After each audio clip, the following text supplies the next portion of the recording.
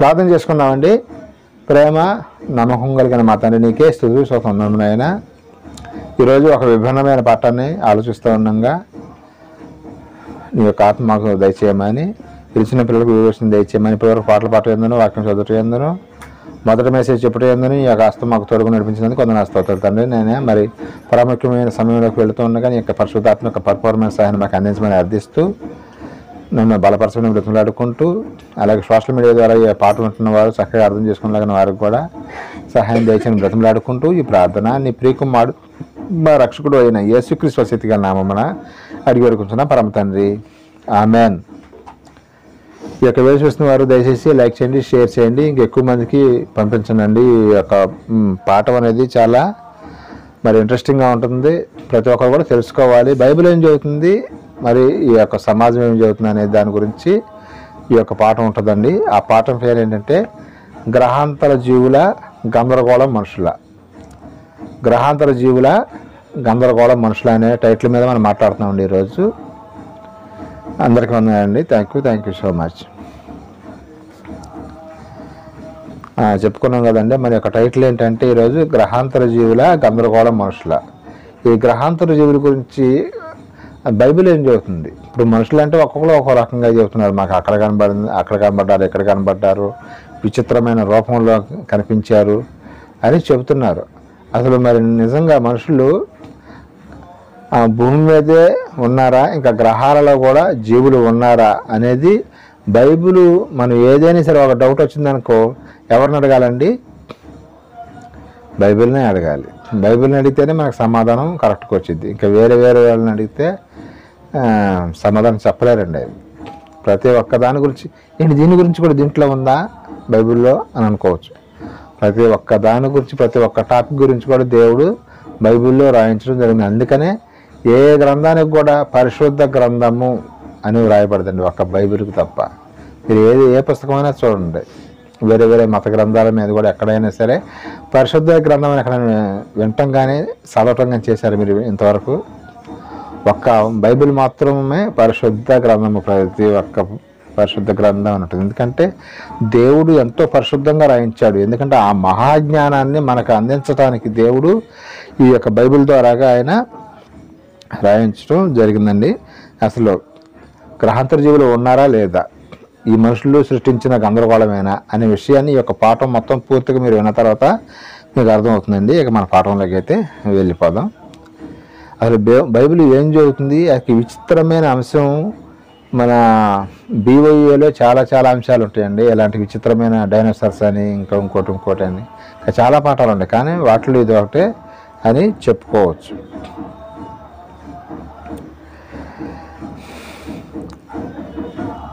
మరి ఈ భూమి మీద 850 కోట్ల మంది ఉంటే మరి వేరే గ్రహాలలో ఎవరన్నా జీవులు ఉన్నారా అని మనం ఆలోచిస్తే ఎక్కడా కూడా ఏ జీవి కూడా ఉండటానికైతే అవకాశం లేదండి. ఎందుకంటే ఈ భూమి మీదనే వర్షం పడటం కానీ, గాలి కానీ, సూర్యరశ్మి కానీ, పంటలు పండటం కానీ ఇవన్నీ కూడా దేవుడు ఈ భూమి మీదనే మనకి ఇవ్వటం జరిగిందనమాట. ఇంకా వేరే చోట ఏ గ్రహంలో కూడా. ఇంకా మొత్తం ఎన్ని గ్రహాలు ఉన్నాయండి? 9 గ్రహాలు. భూమితో 9 అనమాట. ఆ 8 గ్రహాల్లో ఎక్కడ కూడా జీవులు అనేవి లేవు. కానీ ఈ అమెరికా వాళ్ళు, ఈ రష్యా వాళ్ళు, ఈ జపాన్ వాళ్ళు ఏం చెబుతున్నారంటే ఫ్లయింగ్ సాసర్లో గ్రహాంతర వాసులు వచ్చారు, కనిపించారు, మళ్ళీ వెళ్ళిపోయారు అని చెబుతున్నారు. ఇంకో విషయం ఏంటంటే ఎప్పుడు చూసినా వాళ్ళకే కనిపిస్తారా? అమెరికా వాళ్ళకే, జపాన్ వాళ్ళకే, రష్యా వాళ్ళకే కనిపిస్తారా వాళ్ళు? ఇంకా మిగతా ఎన్ని దేశాలు ఉన్నాయండి? మొత్తం 250 పైనే ఉండే దేశాలు. 250 దేశాల్లో ఒక్క వీళ్ళకి మాత్రమే కనిపిస్తాయంట. ఎందుకు కనిపిస్తున్నాయి ఏంటంటే వీళ్ళు మేము పరిశోధన చేస్తున్నామని చెప్పేసి వేల కోట్ల రూపాయలు తీసుకొని పరిశోధన దుర్వినియోగం చేస్తున్నారన్నమాట. వాస్తవంగా ఉంటే మరి అందరికీ కనబడచ్చుగా. అసలు బైబిల్ ఏం చెబుతుందో ఈ రోజున మనం అలాగే నాసా శాస్త్రవేత్తలు వీళ్ళు కూడా అదే చెబుతున్నారు. వాళ్ళు కూడా ఇంకో విషయం ఏంటంటే ఈ నాసా వాళ్ళు వీళ్ళు వాళ్ళే కాదు, కానీ క్రైస్తవులు కూడా చెబుతున్నారు. క్రైస్తవ సేవకుడు రంజిత్ వఫీర్ అని ఒక ఆయన ఉన్నాడు. ఆయన కూడా ఏం చెబుతున్నారంటే ఈ గ్రహాంతర వాసులు ఉన్నారు అని ఆయన యొక్క టీవీ ఛానల్లో సువార్త వస్తూ ఉంటుంది కదా, అక్కడ చెప్పడం జరిగింది. ఆయన గ్రహాంతర వాసులు ఉన్నారు. ఇంకో విషయం, ఆ గ్రహాంతర వాసులు అంట ఎందుకు భూమి మీదకి వచ్చారంటే ఇది ఎప్పుడు, ఈ గ్రహాంతర వాసులు ఇప్పుడే కాదు మొట్టమొదటి నుంచే ఉన్నారు అని చెబుతున్నారు.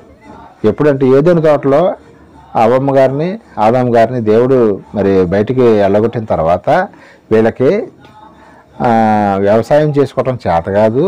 ఆదాం గారికి అవ్వమ్మ గారికి ఈ గ్రహాంతర వాసులు భూమి మీదకి వచ్చి వాళ్ళు ఆదాం గారికి వ్యవసాయం నేర్పించి వెళ్ళిపోయారు అని చెబుతూ ఉంటారు. ఇది ఇప్పుడు కాదంట, అప్పుడు నుంచే ఉండాలని చెప్పుకొస్తున్నారు వీళ్ళు.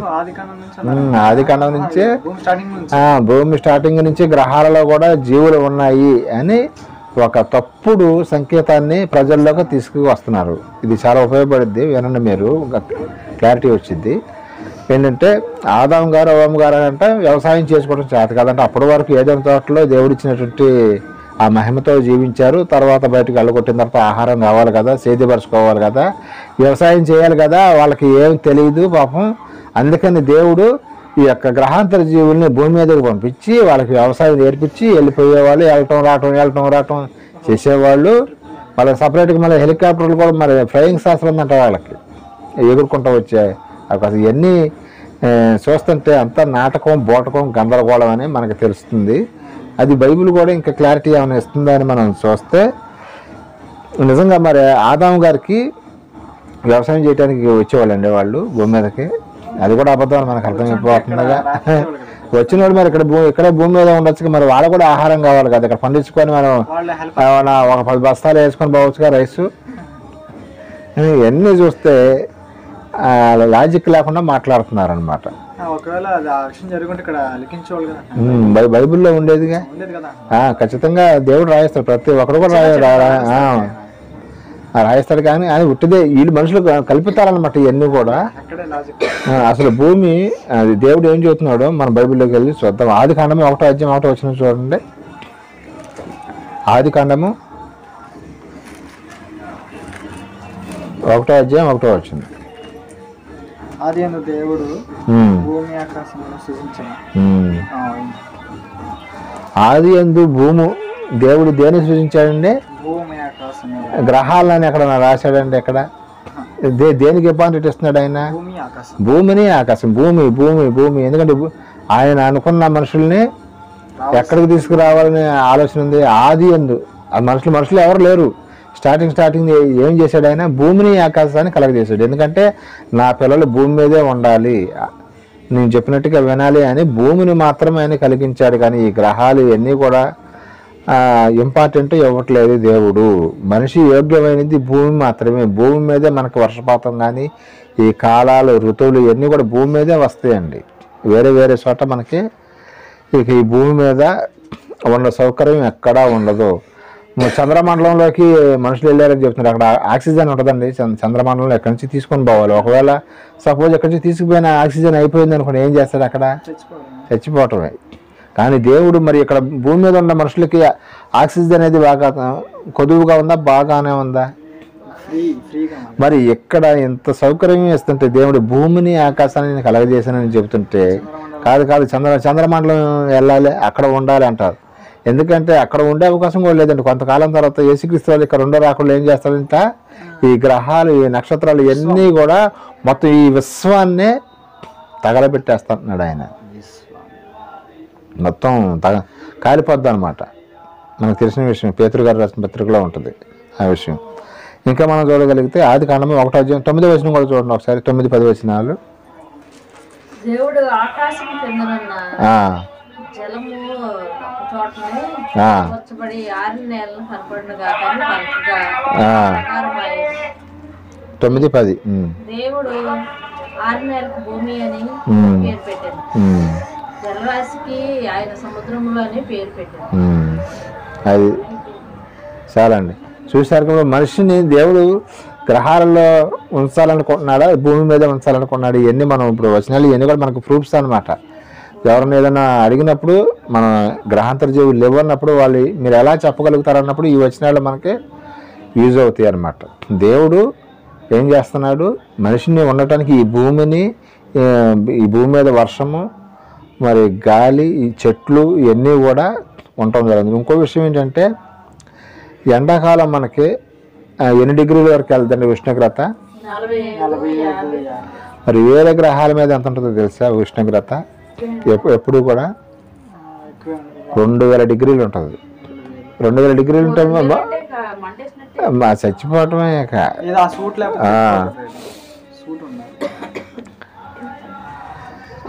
మరి 2000 డిగ్రీలు భూమి మీద వేస్తే మనుషులు ఉంటారండి. ఈ 50కి అసలు 48, 50కి బాగా ఎక్కువ ఉంటుంది. 100 అనుకో ఇక బయటకు వస్తే ఏం లేదు, ఇక కోడిపిల్లకి అడ్డం పడిపోయి అయిపోవటం అన్నమాట. మరి గ్రహాలలో ఉష్ణోగ్రత 2000 డిగ్రీలు ఉంటుందంట.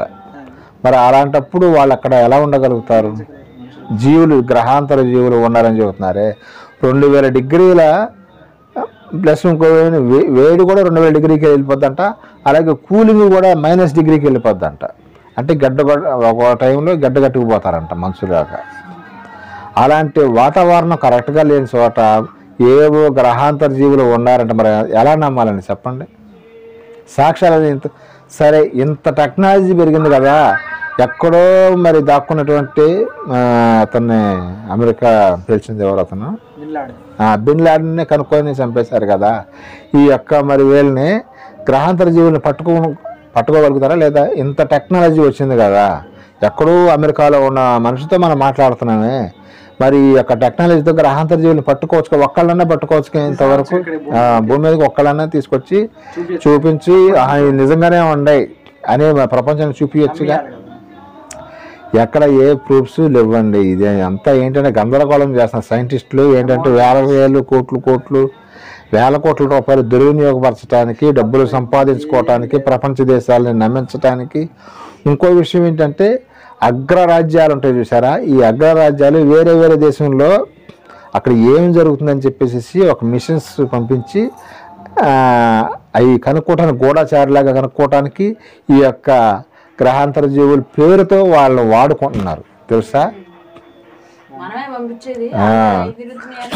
వీళ్ళు మనుషులే అగ్రరాజ్యాలు, మరి వాళ్ళు డబ్బు బాగుంది కాబట్టి వాళ్ళు ఏదైనా చేయగలుగుతారు. వాళ్ళు వేరే వేరే దేశానికి వెళ్ళి మీరు ఇది కనుక్కోండి పంపిస్తున్నారు. పంపించి ఇదంతా కూడా గ్రహాంతర జీవులు వచ్చారని ఏదో మ్యాప్ వేస్తున్నారు అన్నమాట, వాళ్ళకి తెలియకుండా.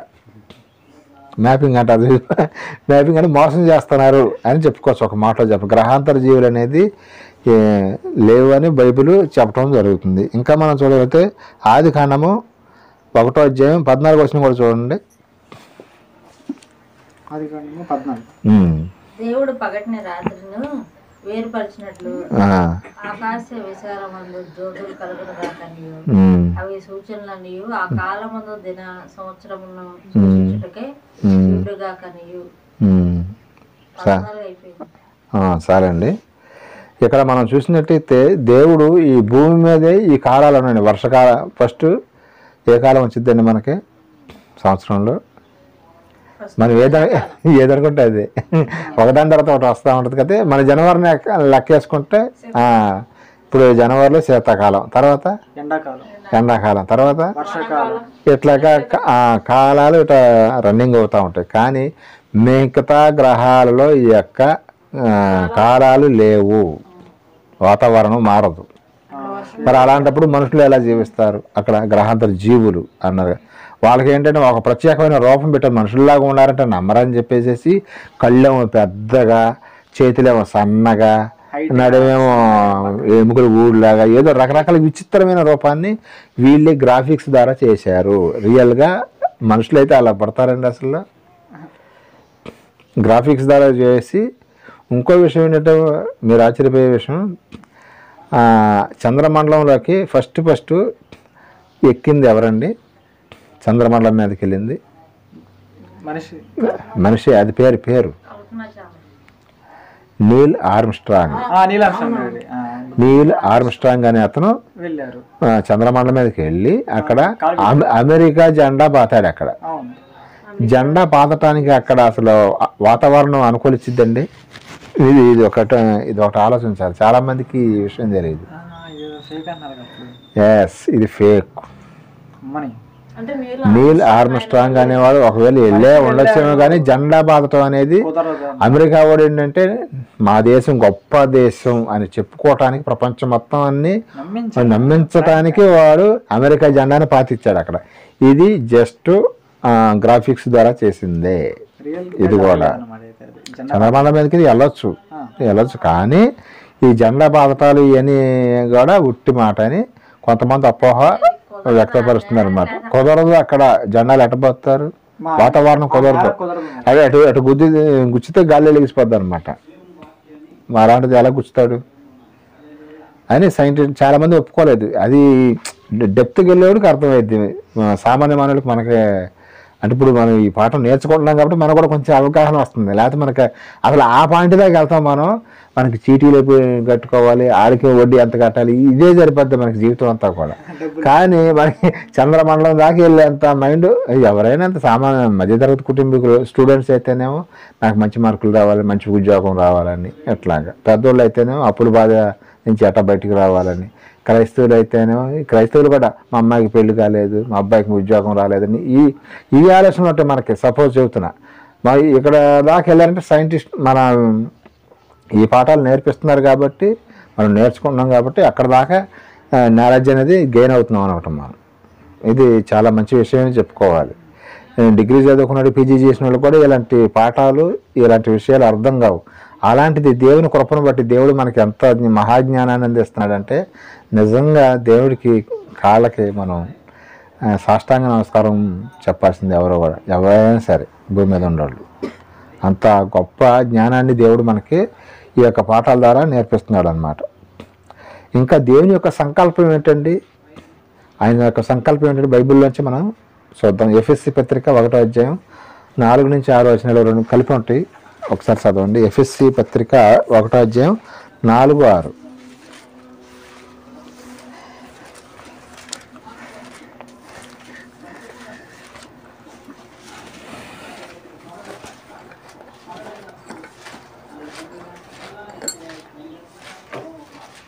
ఎఫెసీ 4:6 కాదండి, 1వ అధ్యాయం 4, 6 వచనాలు.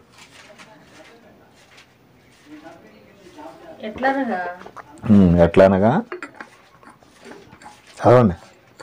తన ప్రియుని యందు తాను ఉచితంగా మనకు అనుగ్రహించిన తన కృపా మహిమకు కీర్తి కలిగినట్లు తన చిత్త ప్రకారమైన దయా సంకల్పం చొప్పున యేసుక్రీస్తు ద్వారా మనకు కుమారులుగాను స్వీకరించుటకై మనలను ముందుగా తన కోసం నిర్ణయించుకొని మనము తన ఎదుట పరిశుద్ధులము నిర్దోషులమై ఉండవలనని జగత్తు పునాది వేయబడక మునిపే ప్రేమ చేత ఆయన క్రీస్తులో మనలను ఏర్పరచుకోవాలి. చాలండి. జగత్తు పునాది వేయబడక మునిపే మనందరం ఈ భూమి మీదకి రావాలని చెప్పేసి దేవుని యొక్క సంకల్పం అని మనకు అర్థమవుతుంది.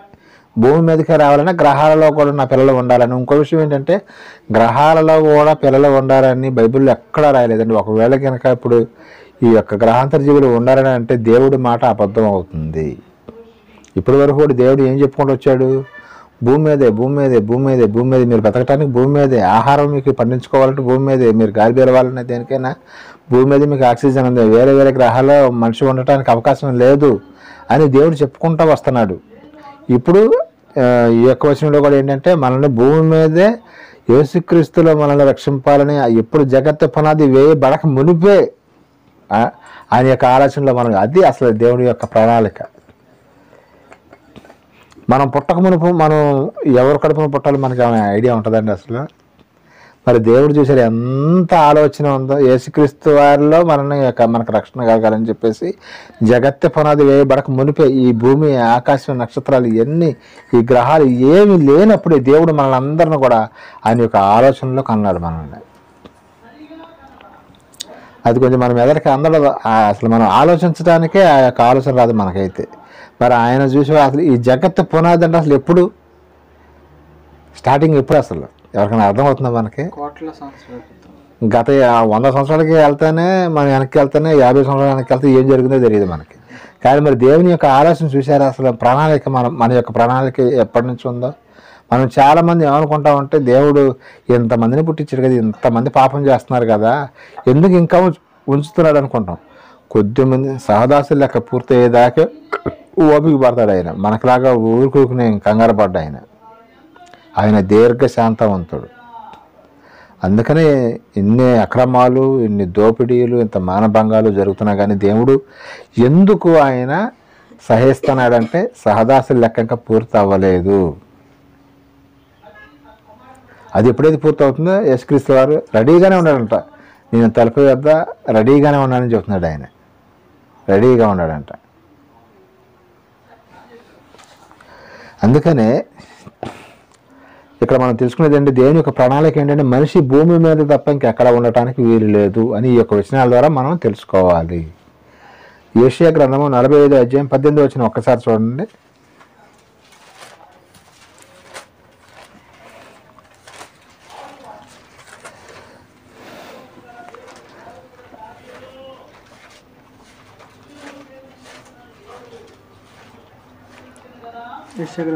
యెషయా గ్రంథము 45 అధ్యాయం 18 వచ్చిన.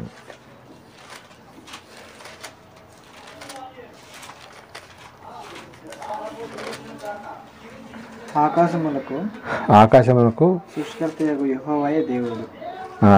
ఆకాశములకు సృష్టికర్తయగు యెహోవాయే దేవుడు. ఆయన భూమిని కలగజేసి దాన్ని సిద్ధపరచి స్థిరపరచను. నిరాకారముకున్నట్లు ఆయన దాన్ని సృజింపలేదు.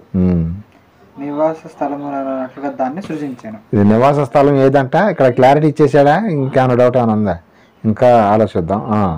ఆయన సెలవిచ్చినది ఏమనగా యెహోవాను నేనే, మరి ఏ దేవుడునూ లేడు. అది మనిషి బ్రతకటానికి భూమినే ఆయన యోగ్యంగా ఉంచాడు, కానీ ఇంకా ఏ గ్రహాల మీద కూడా గ్రహాంతర జీవులు లేవు అని ఆయన క్లారిటీ ఇచ్చేసాడు అన్నమాట. ఇక్కడ ఇంకో విషయం ఏంటంటే భూమి శూన్యంలో ఎలా ఉందండి? శూన్యంలో ఉందా లేకపోతే ఏదైనా దీని మీద సపోర్ట్గా ఉందా? శూన్యంలో. ఇప్పుడు గాలి, ఇప్పుడు ఈ బాటిల్ ఉందండి, ఇట్లా వదిలేసేసి అనుకోండి కింద పడితే ఇక్కడ ఉంటుందా? మరి భూమి ఎందుకని పట్టలేదు చెప్పండి? మరి భూమి శూన్యంలో ఉందని చెప్పుకున్నాం కదా, భూమి కింద ఎందుకు పడటం లేదు? భూమి ఇంకో విషయం ఏంటంటే ఏమో సౌండ్ వస్తూ ఉంటుంది, కానీ ఆ సౌండ్ అనేది మనకి వినిపిస్తుందా? వినిపిస్తే కనుక ఏమవుతుంది తెలుసా? చెవులు పగిలిపోతాయి అన్నమాట ఒక్క దెబ్బకి. చెవులు వచ్చి బ్లడ్ వచ్చేసింది. ఎక్కడో దాకెందుకో ఎవరన్నా బైక్లో పెట్రోల్ బదులు కిరోసిన్ పోసుకొని వెళ్తుంటే ఎంత సౌండ్ వచ్చిందంటే ఆడి కిలోమీటర్ వెళ్ళిందా కూడా సౌండ్ వస్తూనే ఉంటుంది మనకి. ఎంత సౌండ్ వచ్చిందంటే అంత సౌండ్ వచ్చింది అనమాట. పెట్రోల్ బదులు కిరోసిన్ పోస్తారు కొంతమంది డబ్బులు లేనప్పుడు, ఇంట్లో ఉందని పోసినప్పుడు ఏమైందంటే ఎంత సౌండ్, దాని కూడా నడిచిద్ది కానీ ఇంజిన్ పాడైద్ది అనమాట. అది కూడా పోస్తారు. అప్పుడు సౌండ్ ఎట్లా వచ్చిందంటే ఇక మనకి ఆ కాసేపే ఏంటో అనుకుంటాం. కానీ మరి ఈ యొక్క జస్ట్ మోటార్కి ఎంత సౌండ్ వస్తుంటే భూమి తిరుగుతుంది ఎంత సౌండ్ రావాలండి? భూమే తిరుగుతుందంట. 850 కోట్ల మంది ప్రపంచంలో వీళ్ళందరూ కూడా భూమి తిరుగుతుందంట. ఎంత సౌండ్ రావాలి అసలు? వస్తే కనుక మనుషులు ఉండగలుగుతారు భూమి మీద? ఉండలేరు. కానీ దేవుని ఒక కృప చూసారా? మనందరం ఈ భూమి మీద మీకు ఎలాంటి ఇబ్బంది కలగకూడదు, మీకు ఎంత సౌకర్యంగా చేస్తాను దేవుడు. ఇంత సౌకర్యం చేస్తానే మనం అసలు వదిలిపెట్టవచ్చండి ఆయన్ని? మన ఆహారం ఏమైనా కొదువు చేస్తున్నాడా? గాలి ఏమైనా కొదువు చేస్తున్నాడా? ఆహారం కంటే ఒక్కోసారి మనకి ఆర్థికంగా ఇంట్లో డబ్బులు లేనప్పుడు ఇబ్బంది పడతారేమో, కానీ ఓవరాల్గా దేవుడు ఆయన నమ్ముకున్న పిల్లల్ని ఇబ్బంది పెట్టడు. ఒకవేళ పరీక్ష అప్పుడు కొంచెం ఇబ్బంది ఉంటుందేమో, కానీ ఆహారం కొరకు కానీ గాలి కొరకు నాకు గాలి అందట్లేదు గాలి అందట్లేదు అని ఇప్పుడు అన్నాం మనం. ఆహారం లేకపోయినా మనిషి ఒక 40 రోజులు 50 రోజులు బతకొచ్చు. గాలి లేకపోతే అంచే బతుకుతాడండి? 3 minutes 3 నిమిషాల్లో చచ్చిపోతారు.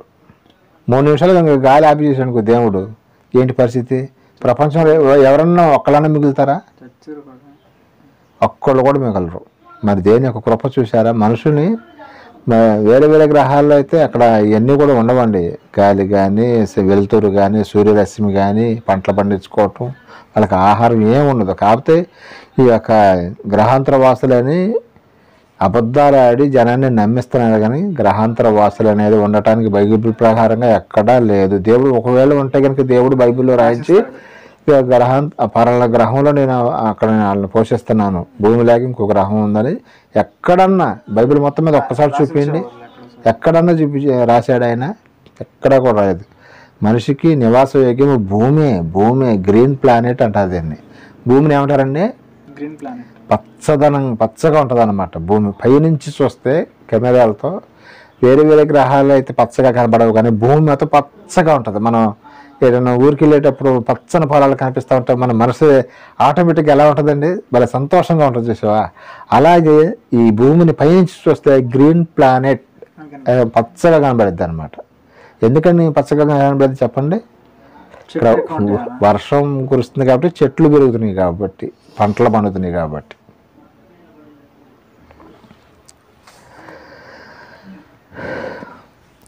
భూమి మరి ఎంత స్పీడ్తో తిరుగుతుందంటే గంటకి ఎంత స్పీడ్తో తిరుగుతుందండి? 1,00,000 పైన కిలోమీటర్ల స్పీడ్తోనే 1,30,000 సుమారుగా అంత ఉంది. అంత స్పీడ్తో తిరుగుతుందంట. ఇంకా మనం చూడగలిగితే కీర్తన గ్రంథము 115వ అధ్యాయం 16వ వచనం ఒకసారి చూడండి. కీర్తనలు 115, 16. 115వ అధ్యాయం 16వ వచనం.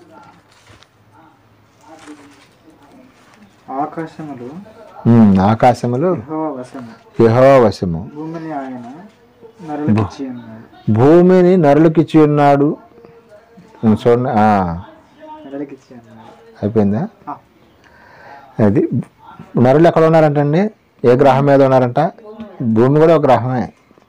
ఎక్కడ ఉన్నారు? భూమి మీదే ఉన్నారు. భూమిని నరులకి ఇచ్చి ఉన్నాడు. గ్రహాంతర జీవులు ఏమైనా మనసులో ఉన్నట్టుగా ఏమన్నా యెషయా గ్రంథంలో కానీ కీర్తనలో కానీ ఇక్కడ ఏమైనా కనిపిస్తుందా మనకి?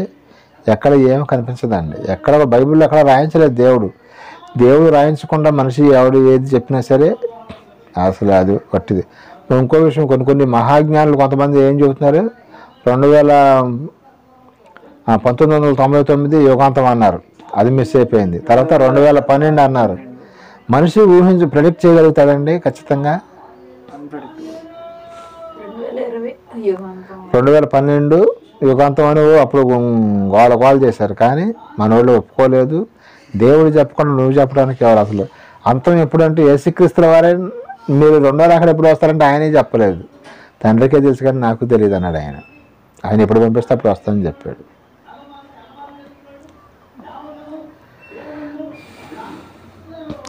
యెషయా గ్రంథము 30వ అధ్యాయం 23వ వచనం ఒకసారి చూడండి.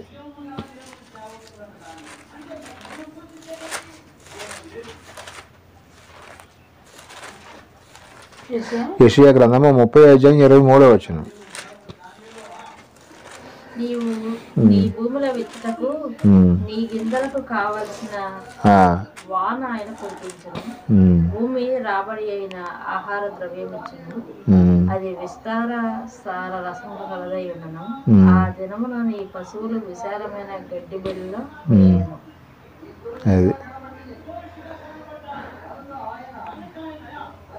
ఇక్కడ కూడా ఏం చెబుతున్నాడు? భూమి మాత్రమే మీకు పంటలు పండించుకోవాలన్నా, పశువులకి మేత కావాలన్నా, దేనికైనా ఇక్కడ భూమి మీద దొరుకుతుంది, కానీ వేరే వేరే గ్రహాల్లో దొరకట్లేదయ్యా అని దేవుడు క్లారిటీ ఇచ్చేసేస్తున్నాడు ఎక్కడికెక్కడ. ఇంకో విషయం ఏంటంటే, ఈ హాలీవుడ్ డైరెక్టర్, సినిమా డైరెక్టర్లు ఉంటారు చూసారా, వీళ్ళు ఏం చేస్తున్నారంటే జనాన్ని తప్పుదోవ పట్టించడానికి సినిమాలు తీస్తున్నారండి. ఆ సినిమాలు తీసింది నిజం అనుకుంటున్నారు, వాస్తవం కాదు. సినిమా అనేది కల్పన. ఇంకో అతను కూడా ఇంకో తమిళ డైరెక్టర్ ఇంకొక అతను కూడా దెయ్యాల మీద సినిమాలు తీస్తూ ఉంటాడు. వాసన పార్ట్ 1, పార్ట్ 2, పార్ట్ 3 అని. ఇవి కూడా ఉట్టి సుత్తి అని చెప్పుకోవచ్చు. సుత్తులు అతనే చూసా. ఈ సినిమాలు కూడా వేస్ట్ అన్నమాట. సుత్తి అంటే అడ్వర్టైజ్మెంట్ అని అర్థం అనమాట. అంటే మామూలుగా కొంతమంది మాట సుత్తులు అంటారు కదా, ఈ సినిమాలు కూడా సుత్తి అనమాట. అంటే వేస్ట్ అని అర్థం, అడ్వర్టైజ్మెంట్, అబద్ధం. అలాగే హాలీవుడ్ డైరెక్టర్లు కూడా ఏం చేస్తున్నారంటే వాళ్ళు కూడా తప్పుగా సినిమాలు తీయటం, జనాల మీద రుద్దటం చేస్తున్నారు. ఎందుకంటే ఇలాగ తప్పు చూపిస్తేనే వీళ్ళకి ఏమొస్తాయండి, పైసలు. కలెక్షన్స్ వస్తాయి. అది కరెక్ట్గా ఉన్నదన్నట్టుగా కరెక్ట్గా తీసాడు అనుకోండి, గబుక్కన చూడరండి. లేని ఉన్నట్టుగా ఉన్నదో లేనట్టుగా, గ్రహాంతర జీవులు అన్నట్టుగా దీని మీద కూడా కొన్ని సినిమాలు తీశారు మేధావులు, గ్రహాంతర జీవుల మీద. అక్కడ ఏమి లేకపోయినా నిజంగానే ఉన్నట్టుగా. ఆ సినిమాలు చూడటం వల్ల కూడా జనాలు కొంత మోసపోతున్నారండి. సినిమాలు ఏంటంటే అంత కరెక్ట్, అసలు కరెక్టే. సినిమా అంటేనే కల్పితం, ఇక దాన్ని కరెక్ట్ అనుకోవటం ఇంకా మూర్ఖత్వం. దేవుడు ఏది చెప్తే అదే రైట్ అండి. బయట సమాజానికి బైబిల్ దగ్గరికి తీసుకొస్తే ఎంత డిఫరెన్స్ కనిపిస్తుందో చూసారా. దేవుడు ఏం చెబుతున్నాడు, మనిషి పంట పండించుకోవడం నేను భూమిని నేను మీకు నివాసయోగ్యంగా ఇచ్చాను అన్నాడు. భూమి ఇక ఏ గ్రహాల్లో కూడా మనుషులు లేరు, బ్రతకలేరు. అసలు దేవుడు తెలియకుండా జీవులు ఆడి నుంచి వస్తాయి. ఇంకా మనం చూడగలిగితే యోబు గ్రంథము 37వ అధ్యాయం 12వ వచనం ఒకసారి చూడండి. యోబు గ్రంథము 37వ అధ్యాయం 12వ వచనం.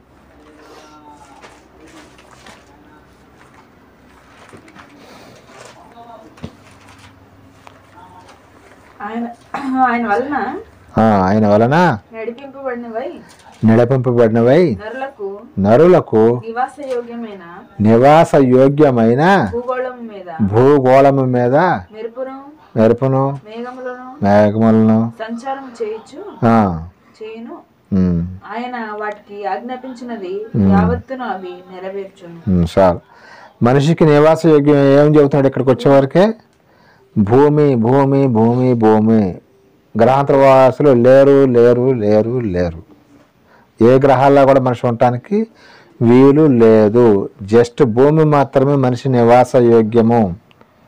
నువ్వు పంట పండించుకోవాలన్నా, తినాలన్నా, లేదా ఇంకే చేయాలన్నా, నీళ్ళైనా, ఏదైనా సరే భూమి మీదే. కానీ నువ్వు నీ చంద్రమండలం మీదకి వెళ్తుంటే అక్కడ ఎక్కువ కాలం ఉండలేరు, అక్కడ చాలా ఇబ్బంది అవుద్ది. ఇంకో విషయం ఏంటంటే, నువ్వు ఎక్కడికి వెళ్ళినా సరే యేసుక్రీస్తు యొక్క రెండో రాకడలో ఇందాక చెప్పాను కదా, ఏం చేస్తాడంటే ఆయన ఇవన్నీ కూడా స్మాష్. ఈ భూమిని కాల్ చేస్తానంటే ఇంకా చంద్రమండలం వేరే గ్రహాలు ఉంచుతాడండి. మనుషులు ఉందే ఈ భూమి మీద. ఈ మనుషులే అసలు వీళ్ళనే ఎందుకు చేశానయ్యా తలపట్టుకుంటున్నాడు ఆయన. ఎందుకంటే ఆయన చెప్పిన మాట వింటలేదండి. ఏదో తోటలో మొదలు పెట్టారు, ఇప్పటి వరకు కూడా ఆయన్ని ప్రతిరోజు ఆయన గుండెల మీద తంతున్నారని చెప్పుకోవచ్చు. ఎక్కువ శాతం మంది, తక్కువ శాతం మంది ఆయన సంతోషపెడుతున్నారు. ఇప్పుడు మన ఇంట్లో మన పిల్లలు ఏదైనా తప్పు చేసినప్పుడు మనకి ఎంత బాధ కలిగిద్దో, అలాగే దేవుడికి కూడా 850 కోట్ల మంది తప్పు చేసినప్పుడు ఆయన బాధ కలిగిద్దా? నా పిల్లలు బలి పాపం చేస్తున్నారని సంతోషపడతాడా అంటే ఆయన కూడా చాలా బాధ ఉంటుంది. మనం ఏమనుకుంటామంటే దేవుడిగా ఏం బాధ ఉంటుందిలే అనుకుంటాం. కాదండి, ఆయన కూడా చాలా చాలా బాధ ఉంటుంది. ఈ భూమి మీద జరిగేది చూసి నేను అనవసరంగా కలగజేశాను అని ఆ మాట కూడా రాయించాడు బైబిల్లో. కానీ మిమ్మల్ని అనవసరంగా కలగజేశాను, అయినా సరే ఇక మా పిల్లలు కాదు తప్పదని. మరి ఏదో ఇందాక చెప్పినట్టుగా ఏదో తోటలో వాళ్ళు తప్పు చేసినా కానీ అవ్వమ్మ గారు ఆదాం గారు వాళ్ళిద్దరిని బయటికి గెంటేసినట్టు వదిలేసేయలేదండి. వాళ్ళని ఏం చేశాడు తెలుసా, వాళ్ళకి మళ్ళీ ఈ యొక్క వస్త్రాలు, ఆకులు, కచ్చడాలు ఇవన్నీ కూడా మరి వస్త్రాలలాగా ఇచ్చి మరి సేద్యం చేసుకోవడానికి మీరు ఎట్లా వదిలేసేస్తే తిండిలేక చచ్చిపోతారు వీళ్ళని చెప్పేసి మళ్ళీ పొలాన్ని సేద్యపరచుకోవడానికి అవకాశం ఇచ్చాడు. ఎందుకంటే తండ్రి కాబట్టి. అలాగే ఇప్పుడేమో పండించుకొని వండుకొని తినాలి. అప్పుడు ఇంకో విషయం ఏంటంటే వాళ్ళు తినపని ఏం కాదు, అంతమంది పండ్లు ఉన్నాయి కదా, ఆ పండు తింటేనే అప్పుడు ఆహారం లేకపోయినా ఏం కాదు వాళ్ళకి. యుగాల పాటు మంచి నీళ్ళు తాగపోయినా పండ్లు తినపోయినా కూడా బ్రతికేవాళ్ళు. అవి మరి ఎందుకని పండు తిన్నారంటే సరదాకి, జస్ట్ సరదా కోసమే ఆ ఫ్రూట్స్ అనేది. మీకు ఖాళీగా ఉండి ఏం చేస్తారులే ఆ పండు ఈ పండు మీకు నచ్చినది టేస్ట్ చూడండి అని టేస్ట్ మాత్రం చూపించాడు. ఒకవేళ పండు తినపోతే చచ్చిపోతారంటే చచ్చిపోరు వాళ్ళు. ఎన్ని సంవత్సరాలైనా సరే అమరులు. దేవుడు ఎంతకాలం అది ఉంటాడో వాళ్ళు కూడా అంతకాలం ఉంటారు. కానీ వాళ్ళు చేసిన చిన్న పొరపాటు వల్ల అలాగని మనం అందరం కూడా వాళ్ళు చేసిన తప్పు మన మీదకి వచ్చింది, మనం కూడా మరి కరెక్ట్ కొన్నామంటే వాళ్ళని అనే హక్కు మనకు లేదండి. ఎందుకంటే మనం కూడా ఎన్నో తప్పులు చేస్తున్నాం కాబట్టి. తప్పు చేసినప్పుడు ఇంకో నువ్వు తప్పు చేస్తున్నావని అనే హక్కు లేదు.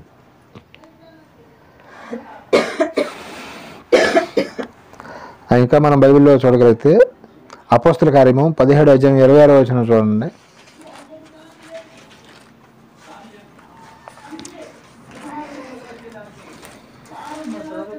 అపోస్తుల కార్యము 17:26.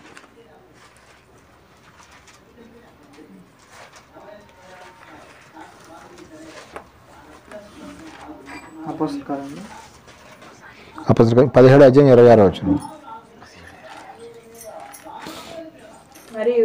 మరియు యావత్తు భూమి మీద కాపురము ఉండుటకు ఆయన ఒకని నుండి ప్రతి జాతి మనుషులని సృష్టించి వారు ఒకవేళ దేవుని తడవలాడి కనుగొందురేమో అని తన్ను ఎదుగు నిమిత్తము నిర్ణయ కాలమును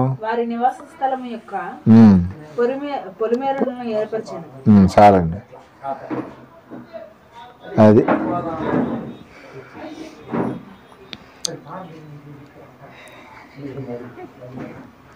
దేవుడు ఎవరినంట ఎక్కడంట మనిషిని ఉండటానికి యావత్ భూమి మీద కాపురము, భూమి మీద ఉండటానికి అని ఆయన చెబుతున్నాడా లేదా గ్రహాలలో ఉండటానికి నేను కలగజేశాను మనుషులు అన్నాడు ఆయన? మరి అలాంటప్పుడు మా గ్రహాల జీవులు ఉన్నారా లేరని క్లారిటీగా మనకు అర్థమైంది. ఎన్ని సార్లు రాయించాడు చూసాం, మన రిఫరెన్సెస్ చూస్తున్నాం, మనం చాలా చూస్తున్నాం. ఎన్ని చూసాక కూడా ఇంకా గ్రహాంతర జీవులు ఉన్నారనుకంటే అది మన అమాయకత్వం పిచ్చితాను అన్నమాట. మరి వీళ్ళందరూ అసలు ఇది ఎందుకు చేస్తున్నారు? అమెరికా వాళ్ళు కానీ, రష్యా వాళ్ళు కానీ, జపాన్ వాళ్ళు కానీ. ఇంకో విషయం మన ఈ మధ్య తెలంగాణలో కూడా చెబుతున్నారు. తెలంగాణ అంట గ్రహాంతర జీవి వచ్చాడంట, కనబడ్డాడంట. ఫోటో తీస్తారంటే అది ఏదో ఒక నీడలాగా ఏదో మేఘం లాగా కనబడింది కానీ క్లారిటీ లేదంట. వీళ్ళు జస్ట్ జనాన్ని నమ్మేయటానికి ఏదో వాళ్ళు ఏదో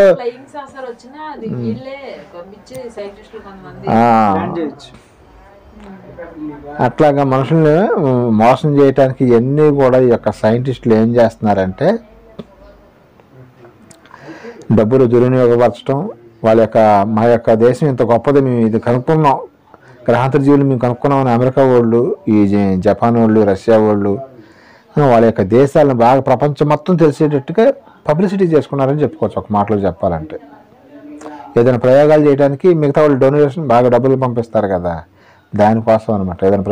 ఏదైనా కొత్త ప్రయోగం వచ్చిందనుకో, మాకు ఇన్ని వేల కోట్లు పంపించండి మేము కనుక్కుంటామని చెప్పేసి ఇవన్నీ కూడా ఏంటంటే ఒక నాటకం, ఒక గందరగోళం అనేది సృష్టిస్తున్నారు. కానీ దేవుడు మాత్రం మనుషుల్ని నివాసయోగ్యంగా భూమి మీదే ఉంచానయ్యా మిమ్మల్ని అని ఎన్ని వచనాలు చూసుకుంటూ వచ్చాం మనం. ఆది కాండం నుంచి ఇప్పుడు ఏబు గ్రంథం ఇవన్నీ కూడా ఇప్పుడు అపొస్తలుల కార్యంలో కూడా మనుషులు కాపురం ఉండటానికి, యావత్ భూమి మీద కాపురం ఉండటానికి భూమి మీదే మీకు అవకాశం ఇచ్చాం, కానీ వేరే చోట మీకు అవకాశం లేదు. ఏ గ్రహం మీద కూడా ఏ మనిషి ఉండటానికి లేదు. అక్కడ వాతావరణం అనుకూలించదు. అసలు వాతావరణం అనుకూలించినప్పుడు మనిషి ఎలా ఉండగలుగుతాడండి? గ్రహాంతర జీవులు అని చెబుతున్నారు.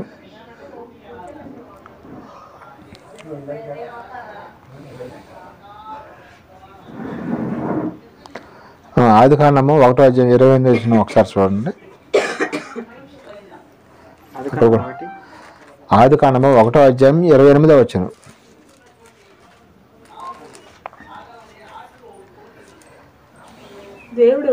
దేవుడు వారిని ఆశీర్వదించి భూమిని నిండించి దానిని లోపరుచుకొనిడి. సరిపోదండి. దేవుడు భూమిని ఆశీర్వదించి ఏం చేసిండే దాన్ని లోపరుచుకొని అని చెప్పాడు. గ్రహాల్లోకి వెళ్ళి మీరు అక్కడ ఉన్నాడా? భూమి మీద ఉండమన్నాడు ఆయన. భూమి భూమి భూమి ఎన్నిసార్లు ఎన్ని వచ్చినాలు అసలు భూమి మీదే మీరు ఉండాలి. భూమి మీదే మీకు నివాసయోగ్యం. భూమి మీదే మీకు ఏదైనా సరే ఆహారం అయినా ఏదైనా సరే మీకు సమృద్ధిగా దొరుకుతుంది. నేను వేరే చోట ఉంటాను, నాకు ఆహారం కావాలంటే కుదరదు. ఎందుకంటే దేవుడు భూమిని నీకు నివాసయోగ్యంగా ఇచ్చానని చెబుతున్నాడు. ఇంకా భూమి మీద తప్ప ఇంకెక్కడా కూడా ఏ మనిషి కూడా ఏ గ్రహాంతర జీవులు కూడా ఉండటానికైతే వీలు లేదు. వీళ్ళందరూ కూడా ఒక గందరగోళం ఎందుకు సృష్టిస్తున్నారంటే డబ్బులు సంపాదించుకోవడానికి, ప్లస్ దాని ప్రయోగం పేరుతో వేల కోట్లు వాళ్ళ దగ్గర తీసుకోవటానికి ఇలాగా చేయటం జరుగుతుంది. ఇంకా మనం చూడగలిగితే కీర్తన గ్రంథము 90 అధ్యాయం 1, 2, 3 వచనాలు ఒకసారి చూడండి.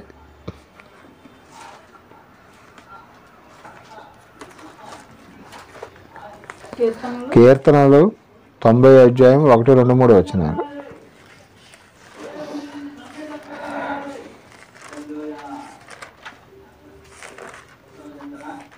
ప్రభువా తరతరముల నుండి ప్రభువా తరతరముల నుండి మాకు నివాస స్థలము నీవే. మాకు నివాస స్థలము నీవే. పర్వతములు పుట్టకమునుపు భూమి లోకములు నువ్వు పుట్టించక మునుపు యుగ యుగములు నీవే దేవుడవు. అదండి, యుగ యుగాలు ఆయనే మనకి దేవుడు. మనల్ని ఎక్కడ ఉంచాడంటే ఆయన ఫస్ట్ వచనం ఒకసారి చదవండి. ఫస్ట్ వచనం, ప్రభువా తరతరముల నుండి మాకు నివాస స్థలము నీవే. పర్వతములు పుట్టించక మునుపు భూమిని లోకమును నీవు పుట్టించక మునుపు యుగ యుగములు నీవే దేవుడు. అది మనకు నివాస స్థలం ఎవరంట? అప్పుడు మనం ఈ భూమి మీదకి రాకమునుపు అంత ముందు మనం ఎక్కడ ఉన్నామండి? ఈ భూమి మన తల్లి గర్భంలోనికి రాకమునుపు మనం ఎక్కడ ఉన్నాము?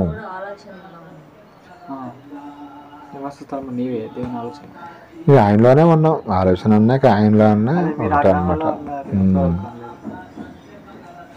ఆయనలోనే ఉన్నాం, పరలోక రాజ్యంలోనే ఉన్నాం అనమాట. మనందరం పరలోక రాజ్యాన్ని నుంచి ఎక్కడికి వచ్చాం? మనం భూమి మీదకి వచ్చాం. ఈ భూమి మీద నుంచి మళ్ళీ ఎక్కడి నుంచి ఇంకొక ప్రయాణం ఉంది మనకి. ఒకటే నరకము లేదా పరలోక రాజ్యము. మనకి ఏది కావాలో మనమే నిర్ణయించుకోవాలండి. నరకం కావాలా, పరలోక రాజ్యం కావాలా? కాబట్టి నివాస స్థలము మనం ఎక్కడంటే మనం ఈ భూమి మీదకి రామనుపు దేవునిలోనే ఉన్నాం. మనం అందరం కూడా. పేతురు గారు రాసిన 2వ పత్రిక 3 అధ్యాయం 10 వచనం ఒకసారి చూడండి.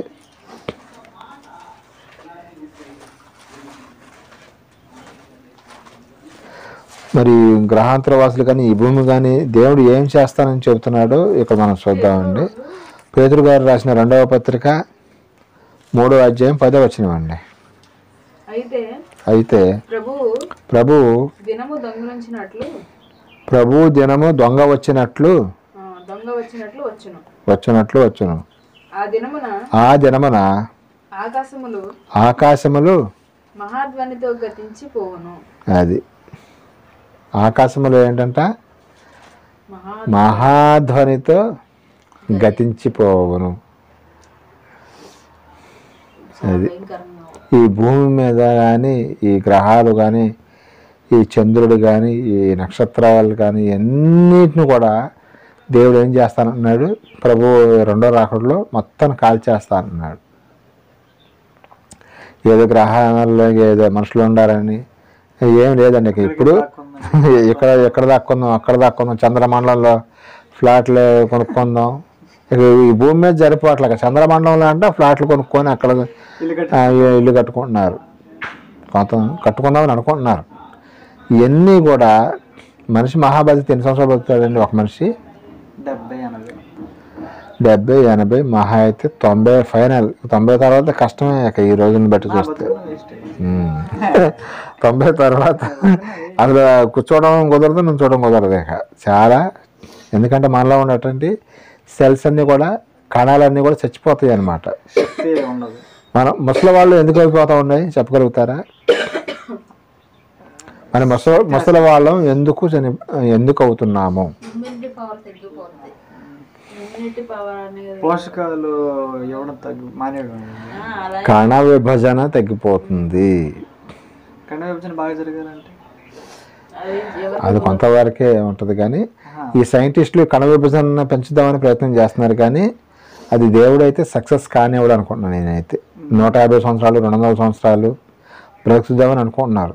ఇంకో విషయం ఏంటంటే ప్రపంచాన్ని ఉరోతొలగించిన మైకేల్ జాక్సన్ ఉన్నాడు కదా, ఆయన యొక్క ప్రణాళిక ఏంటో తెలుసా? నేను 150 సంవత్సరాల వరకు కూడా చనిపోకూడదు, నేను 150 సంవత్సరాలు బ్రతకాలి అనుకున్నాడు ఆయన.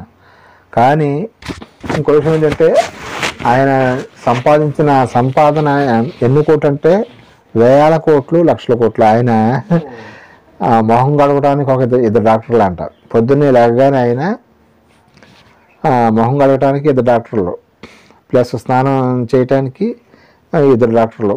స్నానం చేసిన నీళ్లు కూడా ఏ టెంపరేచర్లో ఆ నీళ్ళతో స్నానం చేయాలో దాన్ని క్యాలిక్యులేషన్ చేసి మరీ చూపిస్తారంట. ఈ వేళ్ళు అయితే మీరు స్నానం చేయొచ్చు అంటే అప్పుడు వెళ్ళి బాత్రూమ్కి వెళ్ళి స్నానం చేసేవాడు. ఏ టిఫిన్ తినాలి, అది మార్నింగ్ ఏం తినాలి, ఆఫ్టర్నూన్ ఏం తినాలి, ఇట్లాగ మీరు చెప్పినట్టు చేస్తే మీరు 150 సంవత్సరాలు బతుకుతారని డాక్టర్లు చెప్పడం వల్ల ఈయన ఏంటంటే అట్లాగే చేసేవాడు. కానీ కొన్ని అనివార్య కారణాల వల్ల ఆయన ఎన్ని సంవత్సరాలు చనిపోయాడండి? 52 సంవత్సరాలకి చచ్చిపోయాడు. 50 నుంచి 52 సంవత్సరాల లోపల. 150 సంవత్సరాలు బతుకుదాం అనుకున్న అతను అన్ని కోట్ల రూపాయలు, వేల కోట్లు, లక్షల కోట్లు ఉన్న అతనే మరి బ్రతకలేకపోయాడు. ఎందుకనంటే అది దేవుని యొక్క సృష్టి, దాన్ని ఎవరో తప్పించలేరండి. ఆ టెన్షన్స్ అవన్నీ తట్టుకోలేక సర్జరీ మీద సర్జరీలు చేయించుకొని టెన్షన్తో మనిషికి టెన్షన్ ఉండకూడదండి. మెయిన్ టెన్షన్ ఉంటే కనుక చచ్చిపోతాడు అన్నమాట, తొందరగా చచ్చిపోతాడు. ఇప్పుడు మన మనిషి ఎక్కువ కాలం బతకడానికి కారణం ఏంటంటే కణ విభజన అనేది బాగా జరిగితే మనం ఎక్కువ కాలం బతకవచ్చు. ఎప్పుడైతే కణ విభజన తగ్గిపోతుందో 60 దాటిన కానించి కణ విభజన అనేది బాగా పడిపోద్దండి. 60, 70, 80కి బాగా. అందుకని మొహం ముడతలు రావటం, మొహం మీద ముడతలు ఎందుకు వస్తాయి అంటే కణ విభజన తగ్గిపోతుంది కాబట్టి. మన యొక్క శరీరంలో మనకి 50, 60 సంవత్సరాల దాకా కూడా పర్వాలా, 50 వరకు కూడా పర్వాలేదు. ఇప్పుడైతే 50 సంవత్సరాల నుంచి ముసలిలాగా కనిపిస్తున్నారు. మనకి జుట్టు ఊడిపోయి మొత్తం గడ్డ నడిచిపోవటం, ఇవన్నీ కూడా కణ విభజన వల్ల జరుగుతుంది అన్నమాట. అందుకని నువ్వు ఏ గ్రహంలో ఉండా, ఎక్కడ ఉండా సరే మనిషిని దేవుడు తీసేస్తాడు. ఇప్పుడు మన పేతృగారి పత్రికలు, ఈ వచనం ఎప్పుడు చదివినా సరే కొంచెం భయం వేస్తూ ఉంటుంది. ఎందుకంటే అప్పుడు భూమిని, ఈ ఆకాశాన్ని, నక్షత్రాలని, అన్నిటిని, గ్రహాలను అన్నిటిని కూడా ఏం చేస్తాడంట, మంట, చిన్న మంట వేస్తేనే మనం తట్టుకోలేమే. మరి భూమిని మంట వేయాలంటే ఎంత పెద్ద మంట రావాలండి. ఎక్కడన్నా ఫైర్ జరుగుతుంటే మనం టీవీలో చూస్తుంటే వామ్మో మంటలు అంటామే, భూమే కాలిపోతుంటే అప్పుడు పరిస్థితి ఎలా ఉంటుంది చూడండి. అందుకని ఆ పరిస్థితిలో మనం తప్పించుకోవాలంటే ఒకే ఒకటి, ప్రభువుని మనం నమ్ముకొని ఆయన చెప్పిన మాటలు కొద్ది కాలం మనం పాటించినట్టయితే, కొద్ది కాలమే, 60-70 సంవత్సరాలు అంటే కొద్ది కాలం కింద లెక్క. మనకి ఎక్కువ కాలం అనిపిస్తుంది కానీ కొంచెం కాలం ఎట్టొకటి ఓర్చుకొని ప్రభువులో నిలబెట్టడితే ఈ యొక్క శిక్షణ మనం తప్పించుకుంటాం అన్నమాట. చివరగా ఒక వచనం చదువు నేను ముగించేస్తాను. యెషయా గ్రంథము 28 అధ్యాయం 26 వచనం ఒక్కసారి చదవండి. యెషయా గ్రంథం 28, 26, 27, 28 ఈ 3 వచనాలు చదువుకొని ముగించేసుకుందాం మనం. దేవుడే అతనికి క్రమాన్ని నేర్పి ఉన్నాడట. ఆయన వానికి నల్ల జీలకర్ర పదును గల యంత్రం చేత నూర్చుండు, బండి చక్రములను జీలకర్ర మీద నడిపింపడు గాని కర్ర చేత నల్ల జీలకర్రను, చువ్వ చేత జీలకర్రను రోడ్లు కొట్టును కదా. 27 అయిపోయింది. 28 కూడా. మనుషులు గోధుమలు గాలింపగా దాన్ని నడుచుదురా, సెజ్జగాడను ఎల్లప్పుడూ దాన్ని నోర్చుకుండు. ఎల్లప్పుడూ అతను బండి చక్రము పదములు దాని మీద నడిపించుచుండు, దాన్ని నలపడు కదా. ఇది వచ్చిన ఏమైనా అర్థమైందా మీకు? అర్థం కాలేదా? ఇది చెప్పింది ఎవరి గురించి? ఆదాము గారి గురించి. చాలామందికి అర్థం కాదు ఇది. ఆదాము గారు ఇప్పుడు ఒక్కసారి 26 వచనం చదువు, అది ఒకటి జరిపోతుంది, క్లారిటీ ఇస్తాను మీకు. దేవుడే ఆదాము గారికి వ్యవసాయం చేయటం నేర్పించాడు. తర్వాత అది ఆ పని ఆయనకు బోధించిన దేవుడే. చాలామంది ఇందాక నేను చెప్పాను కదా, వాళ్ళు ఏమన్నారంటే గ్రహాంతర వాసులు భూమి మీదకి వచ్చి ఆదాము గారి కంటే వ్యవసాయం నేర్పి వెళ్ళిపోయారని చెబుతున్నారు. మరి ఇక్కడ దేవుడు ఏం చెబుతున్నాడు? బాబుని మీకు వ్యవసాయం నేర్పించింది నేనయ్యా, ఆదాము గారికి నేను నేర్పించాను వ్యవసాయం ఎలా చేయాలి అని. ఆ పని కూడా దేవుడే నేర్పించాడంట ఆదాము గారికి. నేర్పించి మీరు ఇలా పండించుకొని ఇలా మీరు కడుపు నింపుకోవాలని వాళ్ళకి గైడెన్స్ ఇచ్చింది ఎవరంటే దేవుడే అని ఇక్కడ మనకు అర్థం అవుతుంది. మరి వీళ్ళు ఏమన్నారు? కాదు గ్రహాంతర వాసులు వచ్చి ఆయనకు ట్రైనింగ్ ఇచ్చి వ్యవసాయం ఇలా చేయాలి అని చెప్పి వెళ్ళిపోయారని చెబుతున్నారు. మరి దేవుడు చెప్పిన మాట నమ్ముదామా, లేకపోతే ఈయన మనుషులు చెప్పిన మాట నమ్ముదామా? దేవుని చెప్పిన మాట ఎప్పుడైనా మనం నమ్మితే మనకి సేఫ్ జోన్లో ఉంటాం. కాబట్టి వీళ్ళందరూ కూడా ఏంటంటే మనుషులు మోసం చేయటానికి, ఇంకో విషయం వేరే బయట వాళ్ళు ఎవరన్నా చెప్తుంటే పర్వాలేదు, క్రైస్తవులు కూడా అదే మాట మాట్లాడతారట. కొంతమంది అర్థం కాక క్రైస్తవులు కూడా వాక్యాన్ని వక్రీకరించి ఒక వచనాన్ని ఇంకో దానికి మెలిపెట్టి దానికి తగిలించి మరీ చెబుతూ ఉంటారు. అది వాస్తవం కదా, మనం ఆలోచించాలి. ఎవరు ఏది చెప్పినా నమ్మకూడదులే, కానీ ఇది నిజమా కాదని ఒక ఆలోచన కూడా మనకు కూడా ఉండాలండి. మన క్రైస్తవులు చెబుతున్నారు కదా అని మనం గుడ్డుగా నమ్మకూడదు. మన క్రైస్తవులు చెబుతున్నారు కదా అని, మనం నేర్చుకునే వాళ్ళు చెబుతున్నారు కదా అని మనం నమ్మామనుకోండి, మనం కూడా పప్పులో కాలేస్తాం అనమాట. వాళ్ళు వేసింది కాక మనతో కూడా రాంగ్ స్టెప్ వేపిస్తారు. కాబట్టి దేవుడు ఏం చెబుతుంటే, గ్రహాలలో ఎక్కడ ఏ గ్రహంలో కూడా ఎవరూ లేరయ్యా, ఒక్క భూమి మీద మాత్రమే మనిషికి నివాస యోగ్యం.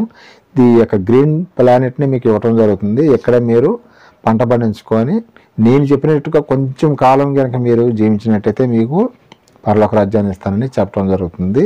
గ్రహాంతర జీవులు అయితే అనే మాట ఉట్టి మాట. అదంతా కూడా వీళ్ళు గందరగోళం సృష్టించి గ్రహాంతర జీవుల గందరగోళం మనుషులు అంటే గందరగోళం చేస్తున్నారు. ఈ మనుషులందరూ కూడా ఉండాలని జస్ట్ ఊహ. ఇందాక చెప్పాను కదా, హాలీవుడ్ డైరెక్టర్లు, ఆ డైరెక్టర్ ఈ డైరెక్టర్లు లేని పొందాన్ని ఉన్నట్టుగా చూపించి మనుషులను మోసం చేస్తున్నారు.